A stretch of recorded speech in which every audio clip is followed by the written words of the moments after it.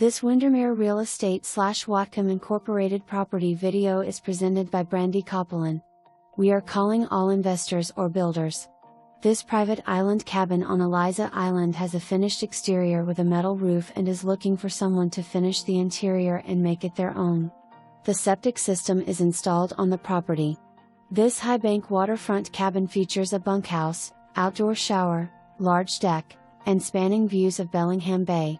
No VRBOs / rentals are allowed, making Eliza Island an exclusive place. The amenities include a full-time island caretaker, tideland rights, beach access points, a park area, and a private airstrip. Eliza Island is only 8.1 miles from Bellingham's Squalicum harbor and has foot ferry access from Bellingham and Anacortes. For more information, review the details below.